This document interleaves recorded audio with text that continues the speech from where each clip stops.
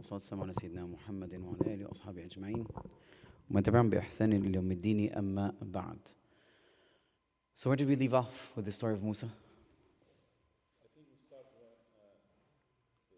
ayah when Allah says, فرجع موسى إلى قومه غضبان أسفا. So we spoke about how the Bani Israel had worshipped the calf right after Musa عليه السلام had left, right?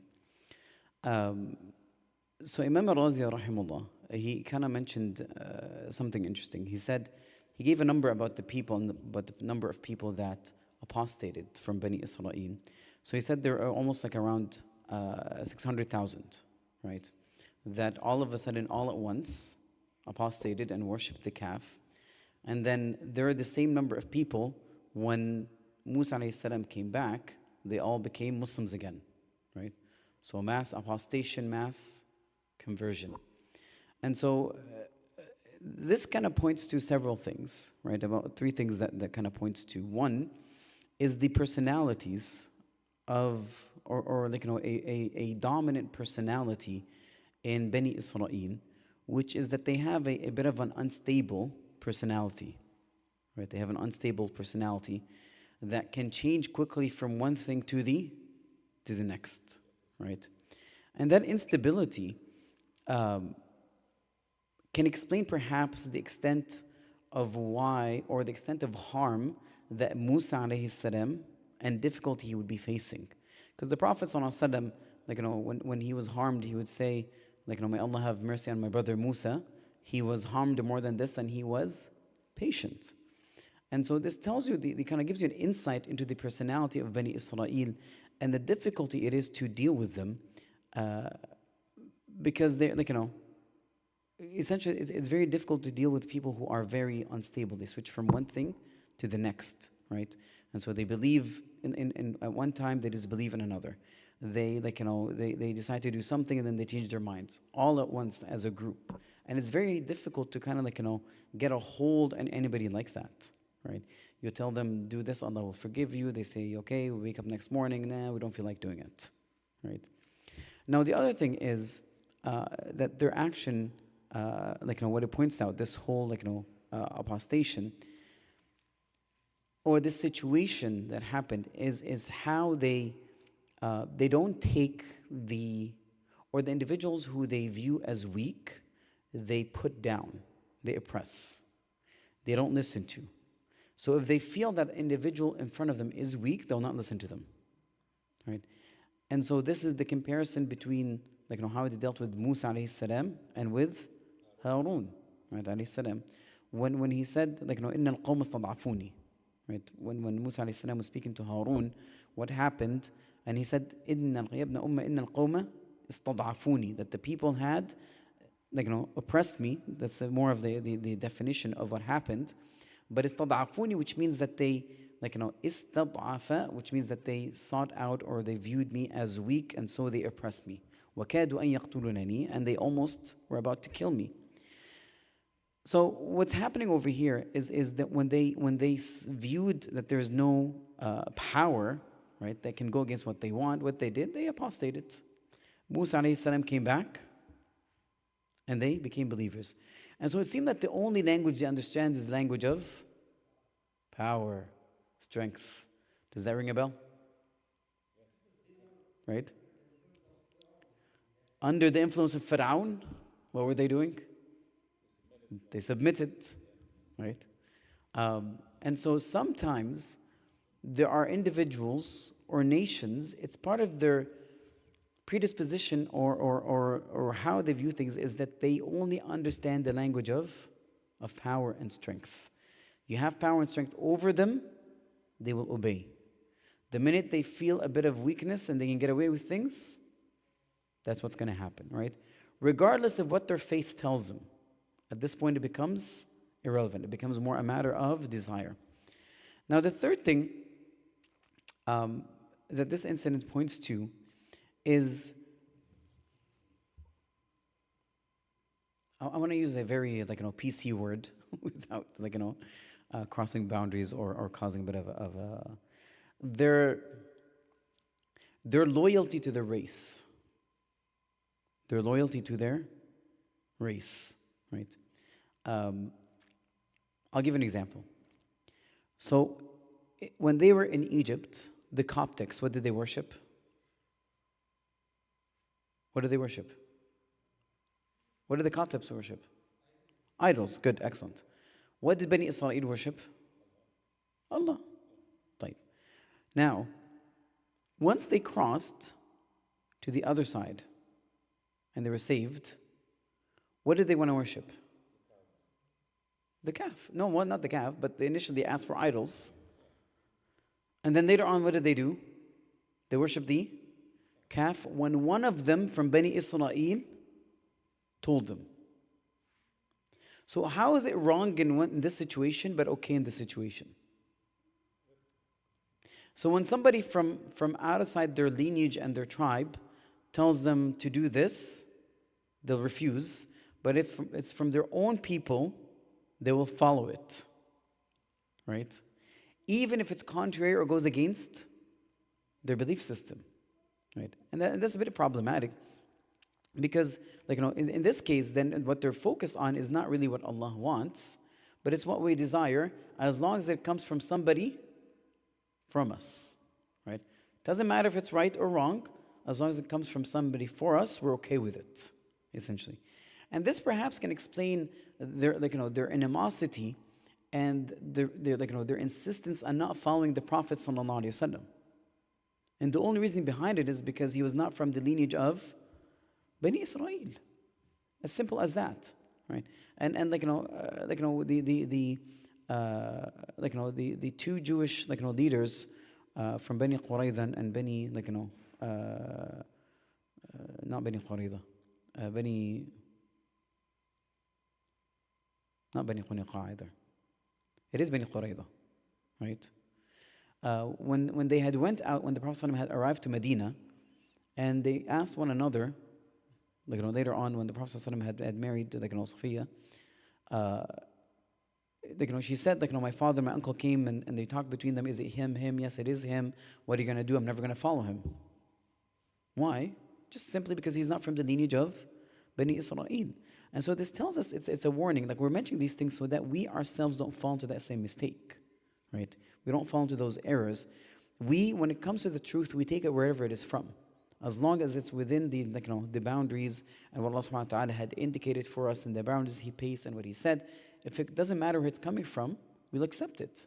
Similar to how Abu Hurairah radiallahu anhu, when the person had come to steal from the zakah, and he came 3 days in a row, and the Prophet ﷺ in the end told him that this is the shaitan, and then the shaitan told him, I'll teach you a verse from the Quran, that if you do it, keep the shaitan away from you, and it's Ayat al-Kursi.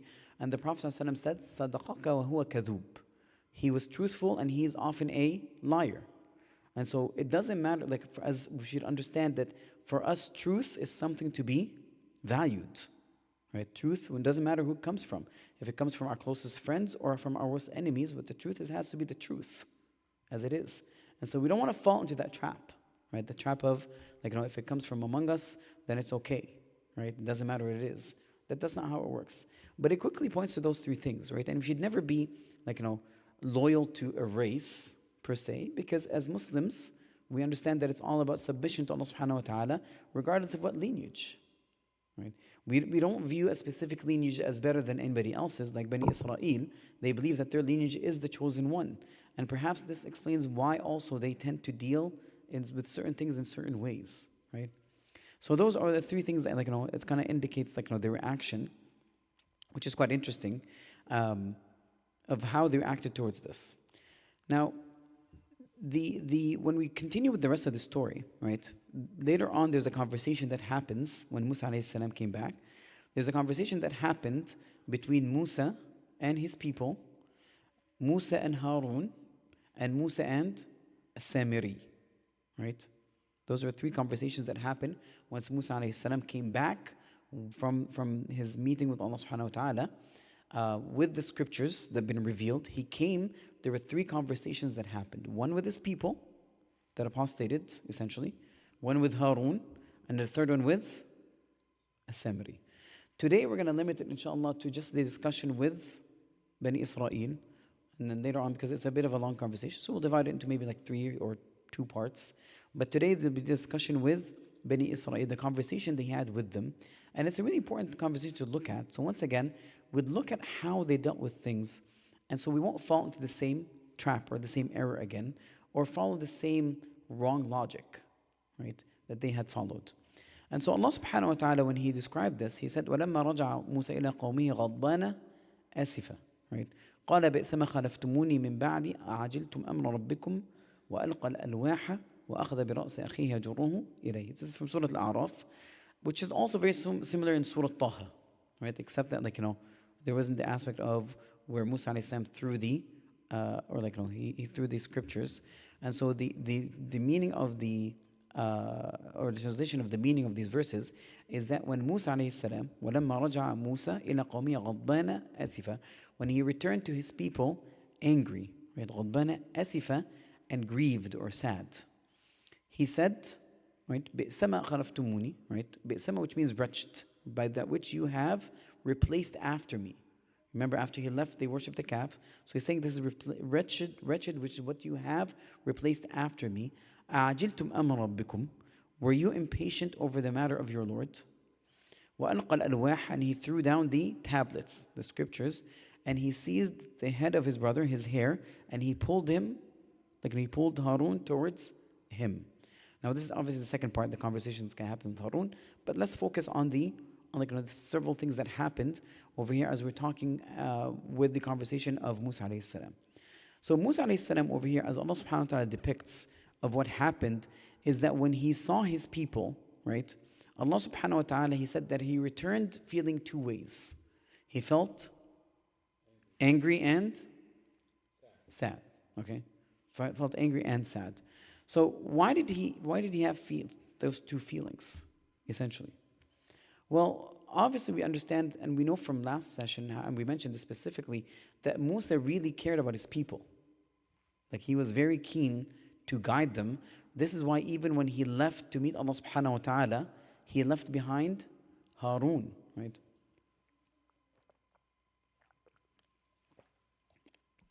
And he gave him instructions of how to deal with Bani Israel and what to do. And so once he came, once he spent those 40 days, right? And he spent them for a reason. He was getting closer to Allah subhanahu wa ta'ala and asking Allah subhanahu wa ta'ala to be pleased with him and pleased with Bani Israel. He put a lot of effort into asking Allah subhanahu wa ta'ala to forgive him and forgive Bani Israel and to guide them, right? And after all that effort, and he left just for how many days or how many nights? 40 nights, right? And after Allah subhanahu wa ta'ala had finally given them the Torah, right? What is the consequence? What do they respond? How do they reciprocate that? By disbelieving, right? Kufr, right? And so essentially he's angry because, or we can understand his anger because all this he's doing, and after that they disbelieve. After Allah subhanahu wa ta'ala had saved them from Fir'aun and split the ocean for them, they disbelieve, right? After he spent years of focusing on Tawheed and depending on Allah subhanahu wa ta'ala, they reciprocate that with disbelief. So that is the source of anger, right? And the sadness is also understood because of how a person would feel sad that his people have gone astray, but also that all his efforts that he placed in there almost evaporated instantly, in vain, right? And so this is the sadness. Although, by the way, some of the scholars of tafsir, they also said asifa over here can mean more of a higher level of anger, right? So غضبانة asifa, which means excessively angry with them. طيب. And over here, Allah subhanahu wa ta'ala, He described that when Musa alayhi salam, when he came, what did he do? He said بئسما, فألقى الألواح, right? Actually, let me skip that for a second. He said بئس ما خلفتموني به, right? Which is that which you had replaced after me or done after me, because essentially what they did was they replaced the goodness from Allah subhanahu wa ta'ala with something that is bad, obviously, right? طيب. They reciprocated the blessing with ungratefulness. They replaced it with ungratefulness. Because when you worship other than Allah subhanahu wa ta'ala, worship is an expression of love and gratitude, right? It's the ultimate expression of glorification and ta'zeem, glorification and gratitude and humility and love. Okay? Now, when we express that worship to somebody else, it's almost we're obviously expressing that gratitude to somebody else other than the one that has blessed us. And so they replaced that blessing with ungratefulness. It's almost they denied, by doing so, they're denying Allah subhanahu wa ta'ala's favors upon them, right? And so, do you reciprocate those good things that Allah had given you with what you have done, which is disbelief, right? And so, and then he asked them, أَعَجِلْتُمْ أَمْرَ رَبِّكُمْ? Were you impatient with the matters of your Lord? So, the scholars have different interpretations of this. Were you impatient with the matter of your Lord, which means, were you impatient and hastening the punishment of Allah? Right? Allah promised you something. Were you reading were you hastening that impatience by doing something? Sorry, were you hastening the punishment by doing something that would anger Allah? That's the question. Now, the other interpretation is that were you impatient with waiting for the orders of Allah? عَجِلْتُمْ أَمْرَ رَبِّكُمْ. And so you hastened and you worshipped something else. Did Allah tell you to do this? Right? Couldn't you wait and be patient? Which means that they acted based on their own accords. And as Muslims, we understand when it comes to legislations, to acts of worship, we don't make up things. We don't decide what Allah wants. We wait till Allah tells us what He wants. This is why specifically when it comes to acts of worship, the rule is all forms of acts of worship are prohibited unless what is permitted. Okay? Because Allah tells us how He wants us to worship Him. Now I want you to compare that to, for example, the Christians. The Christians, one of the reasons they are described from among the people who are lost, they're astray, is because they generally do want to worship Allah. They want to, but they don't know how to. So what do? What do? No, ya Shaykh. They want to worship Allah, right? But do they have a way of worshiping Allah? They created their own ways, right? This is why if you look at different, churches, it's interesting how diversified they have in the way they worship what they call Allah, right? Some will sing and dance, some will do it in Greek, some will do it in different ways. It's just different methodologies, right? They desire to worship Allah, but they don't know how, so they created ways. Now, how do we know that these ways that have been created to worship Allah are acceptable? Do we know if they're acceptable? We don't, right? Allah tells us how we get close to Him. And so over here, the other interpretation over here is that Bani Israel, they hastened, right? They were they were impatient, and so they did something without the order of Allah subhanahu wa ta'ala, right? Now Allah subhanahu wa ta'ala also described when He saw, when He came, right? And He saw them worshiping that calf or their state. What did He do with the scripture that He had with Him? What did He do with it? Type, you guys are too asleep today. Do you guys need to stand up and stretch? Gentlemen, ladies, do you need to stretch? Type, am I mumbling? I do mumble, by the way, sometimes. But you have to tell me. If I'm speaking too quick, let me know. Tayyib? Tayyib. What did he do? Yeah, that's one. Everybody else, what did Musa do? What's the ruling of throwing the Quran on the ground?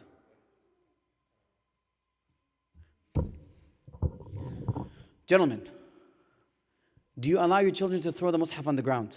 No. Why not? No, that's the word of Allah. You can't do that. Disrespectful. So how do you explain what Musa did? Out of anger, he got so angry. Tayyib, is that an excuse, ya Sheikh? By the way, I should be careful what I'm saying. I'm just egging you guys. I'm kind of. He lost his self-control. Tayyib. So over here we have to understand. So over here, al-alwah, it's described as the tablets, but literally it's like the container that holds the Torah, right? And it said that Allah subhanahu wa ta'ala revealed it to Musa and it was written. The other opinion is that it was actually came down already written, Okay. But nonetheless, Musa alayhi salam, when Allah informed him that your people have disbelieved and gone astray, did he throw the tablets? No, he didn't. Not until he reached his people and he saw them. What happened? What's the difference over here? Was he mad? Like, was he not mad before? طيب, then why is it that he did not react that way before and he acted differently now? He's what? He's shocked, right? You know, they tell you, like, hearing is not like seeing, or seeing is not like hearing. Yes? Which is more kind of like, has more power over you? Seeing, right? Seeing has more power. And so that is true. And there's a hadith, there's a debate on the authenticity of it. But the Prophet sallallahu alaihi wasallam, he had mentioned that it was the anger of Musa alayhi salam, that the anger that came upon Musa when he saw this belief, like kufr, being performed by his people, right? And so unconsciously, this was the reaction of Musa. It's like, when you see something that you anger you so bad, or something that is so bad that you just drop and what's your hand? Right? Have you ever experienced that? If you didn't, alhamdulillah, right? But when there's a moment of danger or something has happened or anger, a lot of times people just drop what's in their hand and go running to address what's happening, right?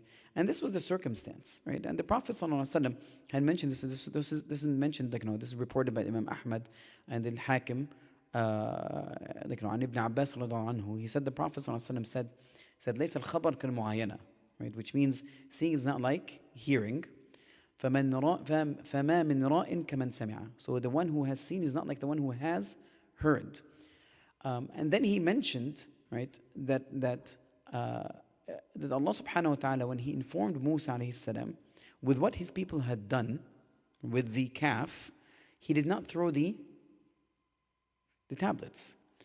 But when he saw what they have done, he threw it and it broke. Right? He threw it and it broke. And so the Prophet ﷺ wants to point out over here to us is that seeing something has a more significant impact on human beings than just hearing about things. Yes. Yes. It's kind of specific here. Allah, I just want to make sure I'm reading this correctly, because Allah said alqa al-alwah. In Arabic, there's a big difference between alqa and rama. Yeah. So the Shaykh over here is saying, like, Allah subhanahu wa ta'ala, so obviously the way it's revealed has implications and indications. So the Shaykh is saying that Allah subhanahu wa ta'ala said in the Arabic language, he said alqa, and he didn't say rama. Rama, which means to throw, right? To purposely throw something.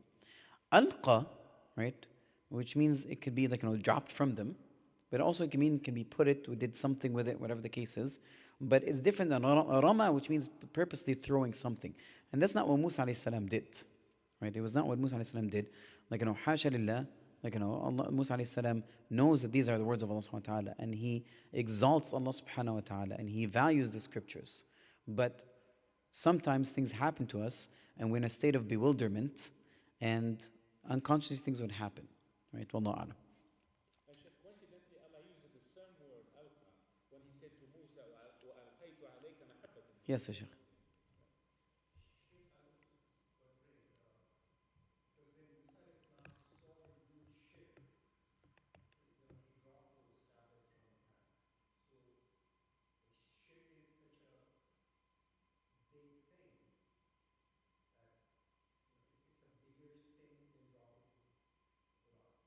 So once again, this was not a sin. I'm not talking about shirk. I'm talking about the dropping of the scriptures. It was not a sin.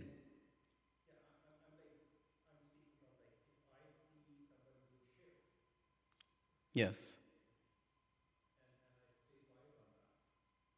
You're not supposed to be staying quiet, right? But it's also, but also be careful. But also be careful, right? Purposely insulting or dealing with the Quran inappropriately on purpose, the scholars said this is Kufr. Yeah, dropping an intention. Listen, we're not judged for what we do unintentionally. So it's not even from that category. But yes, shirk, we understand, is the worst sin. It's the unforgivable sin. And the impact of it is so severe that associating anybody with Allah subhanahu wa ta'ala, as Allah subhanahu wa ta'ala said, in Surah Maryam, تكاد السماوات يتفطرن وتنشق الأرض وتخر الجبال هدا أن دعوا للرحمن ولدا. So تكاد السماوات يتفطرن, like the skies are almost going to be ripped, right? وتخر الجبال هدا and تكاد السماوات يتفطرن وتنشق الأرض, and the ground would split and the mountains would collapse because they said that Allah subhanahu wa ta'ala has a son. Right? So this is how Allah subhanahu wa ta'ala describes the significance of just that statement. Right? So they said Allah has a child. So equivalent to that is Allah has a partner. Right? Allah. But yes, but once again, Musa alayhi salam, for him, he spent that years with Bani Israel and so forth, to see them do that, definitely had an impact on that. Now, if we switch to Surah Taha, right, and we go through the series of what happened, and we know that Musa alayhi salam had went to meet Allah subhanahu wa ta'ala, and Allah subhanahu wa ta'ala had asked Musa alayhi salam, so Musa alayhi salam had left his people. In other verses in the Quran, وَاخْتَارَ مُوسَى مِنْ قَوْمِهِ سَبْعُونَ رَجُلًا, that Allah subhanahu wa ta'ala, Allah subhanahu wa ta'ala said that Musa had picked 70 people, right, from his people, لِمِيقَاتِنَا, to meet us. So Musa alayhi salam was supposed to go to meet Allah subhanahu wa ta'ala, not by himself, but with a select group from Bani Israel, from his people. However, what he did was he went before them. And Allah subhanahu wa ta'ala asked him, وَمَا أَعْجَلَكَ عَنْ قَوْمِكَ يَا Musa. Right? وَمَا أَعْجَلَكَ, what is it that made you hasten عَنْ قَوْمِكَ, and you left your people behind? Right? Now, Musa alayhi salam, right? So once again, it was supposed to be 70 people. And Musa was not supposed to be coming by himself. Right? That promise, that appointment was supposed to be for Musa and the 70 people with him.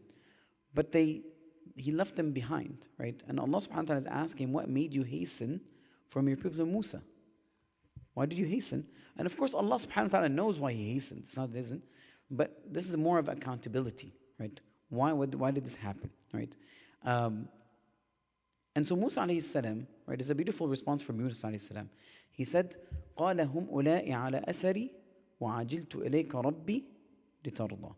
So Musa alayhi salam told him, هُمْ أُولَاءِ عَلَى أَثَرِي, right? They're close upon my tracks, like I didn't leave them. They're coming, right? But I hastened, right? عَجِلْتُ إِلَيْكَ رَبِّي, I hastened to you, my Lord, so you would be pleased. So you'd be pleased. So Musa alayhi salam, it's almost as if he's saying, well, Allah subhanahu wa ta'ala, I couldn't bear that when you called me, that I would wait for anybody.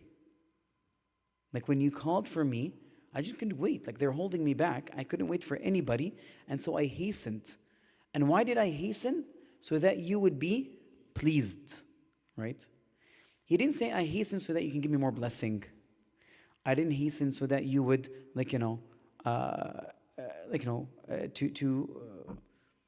to cure me from diseases or anything like that. Although these things, by the way, to ask Allah subhanahu wa ta'ala, make dua and worship Allah subhanahu wa ta'ala, get closer to Him for all these things, that is commendable. That is something that's good, because it is acknowledgement that rizq is in the hand of Allah subhanahu wa ta'ala. That being cured from diseases is within the hands of Allah subhanahu wa ta'ala. This is tawheed. I'm not saying other than that. But Musa alayhi salam, for him, those things were, the worldly things he didn't care about. What he wanted the most was the pleasure of Allah subhanahu wa ta'ala, right?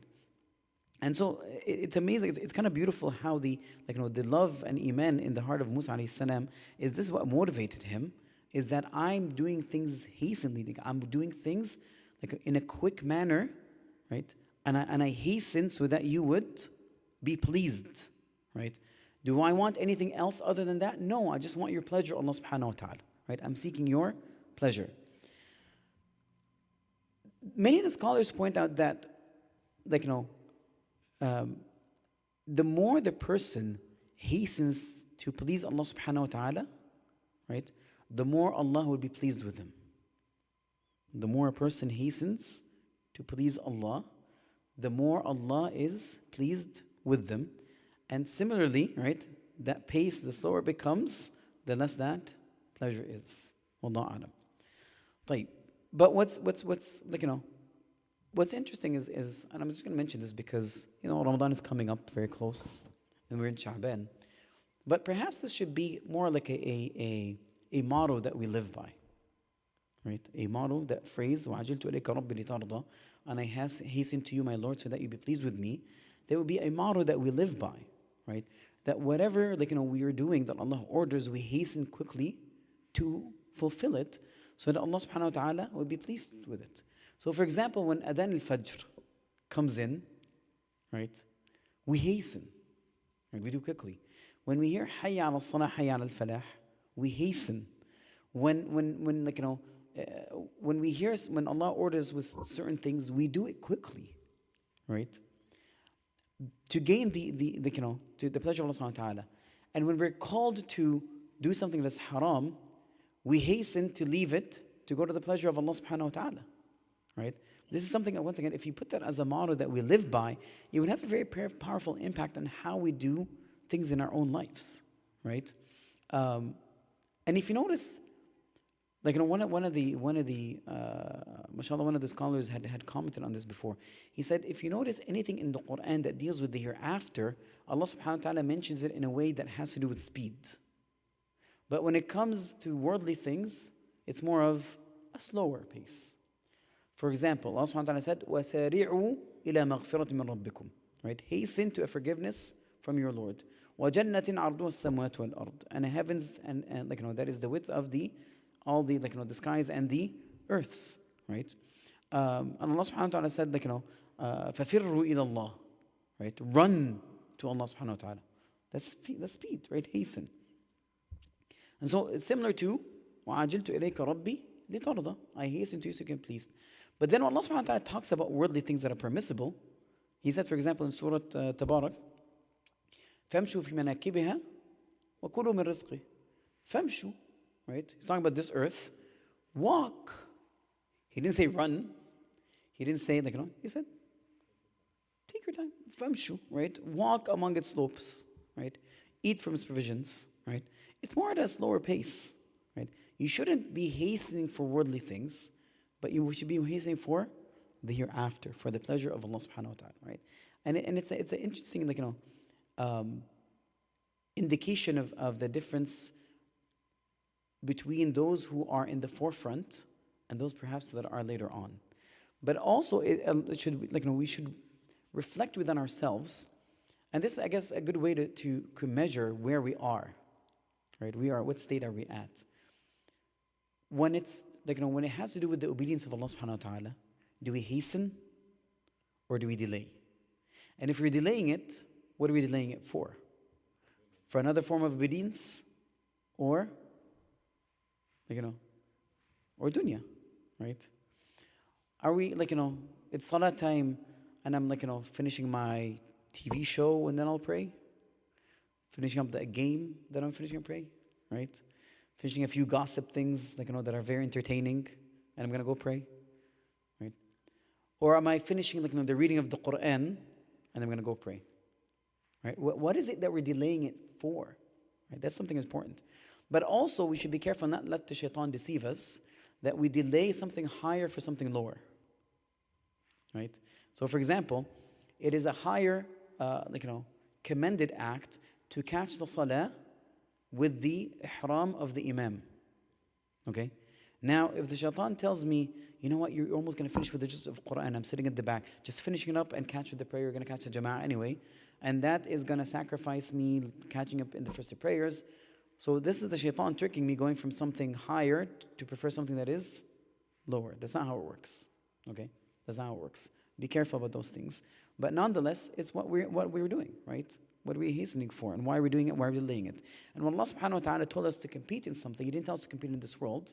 He told us to compete for the hereafter, right? وَفِي ذَلِكَ فَلْيَتَنَافَسْ الْمُتَنَافِسُونَ. Talking about the reward of Jannah. And in that, let the competitors compete. And when competitors compete, do they do it slowly? No, they don't do it slowly, right? There's a sense of urgency, a sense of trying to beat the other person in pleasing Allah subhanahu wa ta'ala, right? But when it comes to worldly things, did the Prophet tell us to compete? No, he didn't tell us to compete, right? Yes.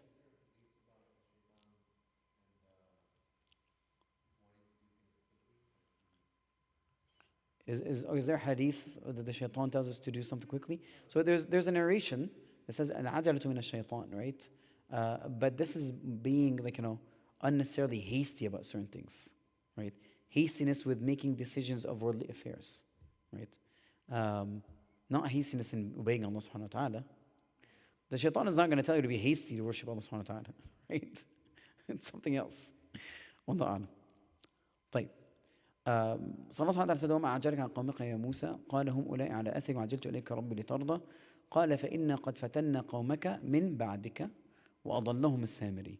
So Allah subhanahu wa ta'ala, right, in that passage when when Musa alayhi salam responded that I had come hasten so that you would be pleased, Allah subhanahu wa ta'ala told him that we have قد فتنا قومك من بعدك وأضلهم السامري. So he told him that we have tried your people after you. We had tested them after you departed. And the Samiri, what did he do? He led them astray. Right? He led them astray. So, there was a fitna that happened, obviously, a test in this case, right? And they failed the test. Now, I don't know if you remember, was it last halaqa or the one that I think it was last halaqa. Remember I mentioned that a good deed brings about a good deed, and a bad deed will drag a bad deed. طيب. Bani Israel, let's go back to what they did. Once they crossed Sinai, they asked Musa to give them a idol to worship. طيب. Was that a bad deed or a good deed? Bad deed. طيب. And then he left. He said, he advised them, do good, follow me, don't disobey me. And so what did they do next? They worship a calf, right? One sin will bring another sin, right? And so Musa, when he came back to them, right, he said, قال يا قوم ألم يعدكم ربكم وعدا حسنا, right? He's this is an aspect of lawm, which is blaming, right? He told them, didn't our Lord, promise you goodness? Did he make you a good promise? Didn't he make you a good promise? He promised you with good things, right? So what's that good promise, right? There are a couple of opinions. The good promise is the legislation, right? That Allah subhanahu wa ta'ala would send them the Torah to guide them in this world and the hereafter. Obviously, this would lead to goodness in this world and the hereafter. The other interpretation is goodness is that Allah subhanahu wa ta'ala would forgive their sins, right, and enter them to Jannah. The other promise, but I think this was not here, might have been later on, is the whole promise of giving them al-mann wa-salwa. Right, al-mann wa-salwa, because they desired food and drink, and so Allah subhanahu wa ta'ala gave them from Jannah al-mann wa-salwa.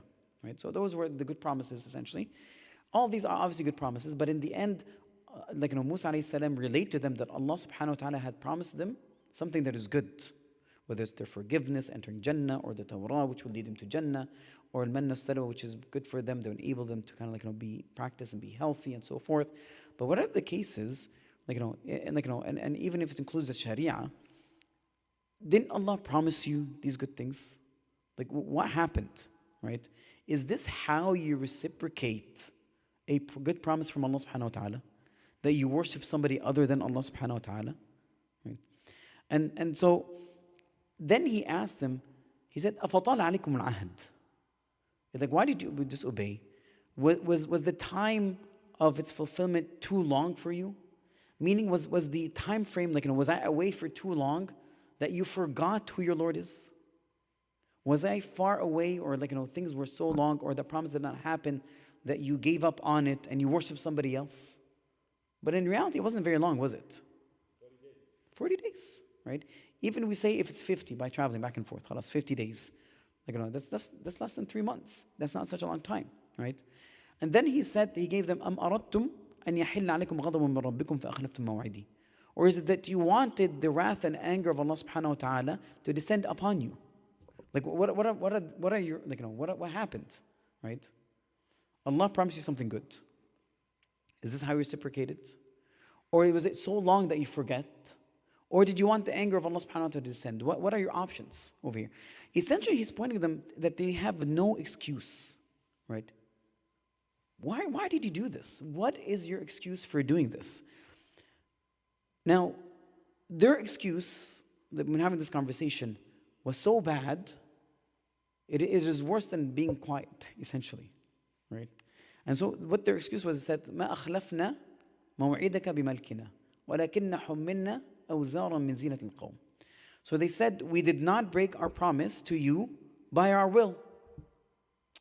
By your will? What do you mean? Like you were forced to do this? Like, what happened? And so, like, they said it wasn't our choice. It wasn't our fault, right? Why? حملنا أوزارا من زينة القوم. That we were, that we were burdened with the ornaments of the people of Al-Qawm, which is the Coptics, right? So essentially what this is referring to, so there's different interpretations in tafsir. I'm gonna just pick two of them and kind of go in line with it being a sin or a burden. So what they're saying is that we did not disobey you out of our own will, but it's because of the sins that we carried, right? From the ornaments of people of Fir'aun. So the two interpretations we're going to go with, which have the same end result, is that they took something that's not rightfully theirs. The first one is that they had borrowed from the Coptics while they're in Egypt some of their ornaments, right? Their jewelry and stuff like that. They claimed that they're going to have a Eid or a celebration. They're going to return it, but in reality, they were leaving the next morning. So they robbed them, essentially. They robbed the Coptics and they left with it. Okay. The second interpretation is that the army of the Fir'aun, as they had passed and they were drowning, Allah subhanahu wa ta'ala had the ocean, it had thrown out of it the ornaments that they had with them onto the shore.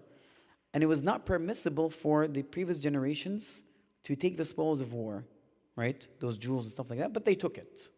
And so this is the sin that they carried.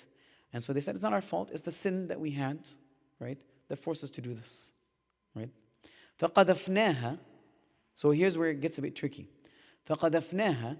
And so some of the scholars of tafsir said it was Harun's advice to tell them to, rather than having it pieces and you can lose it, this is a sin, put it all somewhere, melt it into something solid, right? Until Musa comes back, you'll be able to deal with it. In other interpretations is that Bani Israel themselves, they said, you know what, we're afraid we're going to lose this. This is something that's haram, we shouldn't have it. Let's gather together and melt it. MashaAllah, that's good. Out of righteousness. But what did they end up doing? Worshipping it. As-Samiri, when he grabbed that dust, right, from the trace of the footprints of Jibreel, and he threw it in there, and he brought out from them a calf that has a lowing sound, right? قالوا هذا إلهكم وإله موسى فنسي. They said, this is your Lord and the Lord of Musa, and he forgot. So essentially what they did was they were afraid of their righteousness, right? Made them, they're like, oh my God, we took this as haram, right? Let's melt it and worship it, right? So it's almost you caring about, you're caring about the najasa of you're asking, is this fly that I have, I squatted a fly in my blood, is this blood najis? And then you turn around and murder somebody, right? So you're not worried about that blood, but you're worried about this blood, right? Essentially, this is the same thought process. We're worried about the gold, but we'll worship other than Allah, right? So once again, we have to be careful with these pitfalls, right? Now, once again, I'm not saying that it's okay to, commit sins that are minor or not as big as shirk or anything. I'm not saying that. But we should be kind of not fall into the mistake of caring about the small things and ignoring the bigger things. We should care about all of it equally, right? This is what we should do. But anyway, the Samiri, this is what he did, and we're going to have that conversation later on. And so he brought a statue of calf for them, and they worship it. Now, when he brought it out, he said, قَالُوا هَذَا إِلَهُكُمْ وَإِلَهُ مُوسَى فَنَسِي. قَالُوا, they said. So it seems that it wasn't only the Samiri. It was the Samiri, and he had people with him that were on that opinion. They said, this is your Lord and the Lord of Musa, and he forgot. Okay? So, who is it that forgot? Who's the one that forgot? Who are they talking about? Allah forgot, ya Shaykh. طيب. This is your Lord and the Lord of Musa, but he forgot. Who are they talking about? Musa. That's one opinion. So how did Musa forget that this is his Lord, ya Shaykh? He went to meet his Lord.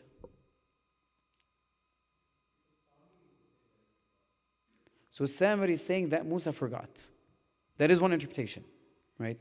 So that one interpretation is that that Musa is the one that forgot, right? He forgot that his Lord is here, and he went looking for him, right? He went to look for him. The other interpretation is that Musa forgot that Allah told him to meet me here, and he went somewhere else. That's one interpretation. The other interpretation is the one who forgot was a Samiri. You're going to find this in bigger books of tafsir, right? That is the Samiri, the one that forgot. So what did he forget? The legislation of Musa alayhi salam, right? The oneness of Allah subhanahu wa ta'ala. نَسُوا اللَّهَ فَنَسِيَهُمْ. They forgot Allah subhanahu wa ta'ala, or they left Allah, so Allah forgot them. Or He left them, right? He left them. Essentially because the sin of As-Samiri, what he had done, it's a huge sin that he knows that this is not Allah subhanahu wa ta'ala. He knows that, right? Because later on he said, كَذَلِكَ سَوَّلَتْ لِي نَفْسِي. This is how my nafs, whispered to me, right? And it tells me to do this. And so Allah subhanahu wa ta'ala punished him by making him forget the legislation of Musa alayhi salam. And this is a warning for us, is that when we leave purposely the sharia of Allah subhanahu wa ta'ala, we can be punished by us going astray from it and forgetting it and leaving it. Remember, one sin brings another sin. The further we move one step from Allah, we move further again from it. And that's why it's very important for us not to hold to the entire sharia of Allah subhanahu wa ta'ala. We shouldn't take parts and pieces of it. We enter all of it. We apply all of it, right? And then when we leave something, we don't argue that we don't have to do it. We acknowledge our error. At least perhaps one day we might go back again, right? We should refrain from trying to to make our conscience feel better, to edit or change or falsify our religion one way or another.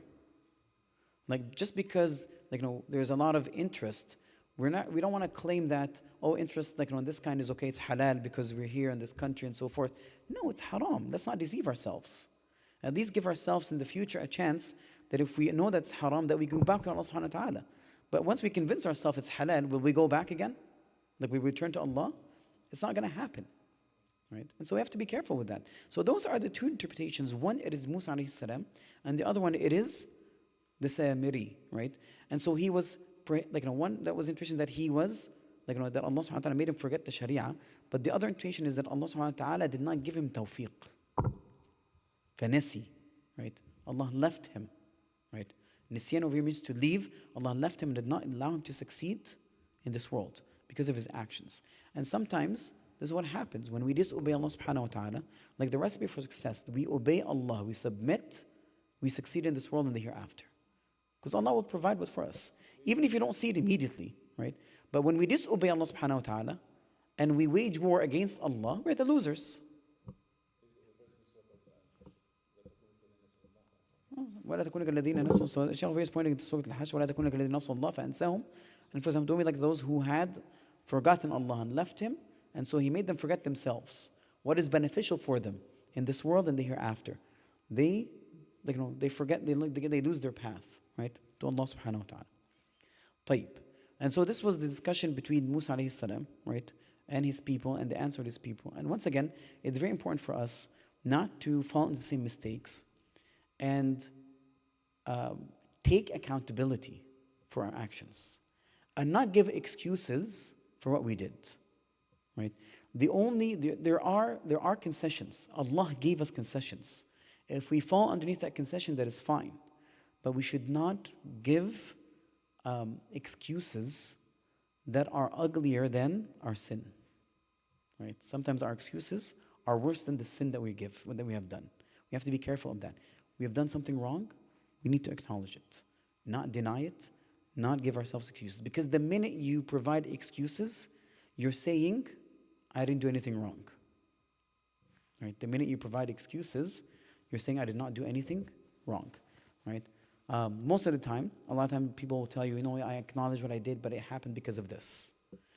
Nonetheless, doesn't mean it is correct, it's still wrong. The better thing is to acknowledge our mistakes, repent to Allah subhanahu wa ta'ala, and return to Him. I ask Allah subhanahu wa ta'ala to return us back to His faith and religion and path in the best way possible. I ask Allah subhanahu wa ta'ala to forgive all our sins. I ask Allah subhanahu wa ta'ala to bestow His mercy upon all of us. And I ask Allah subhanahu wa ta'ala to not let any of us leave here until our sins are forgiven, and to alleviate any sort of hardship that we face in this world in the hereafter. We ask Allah subhanahu wa ta'ala to open His gates for mercy and to allow us to reach Ramadan.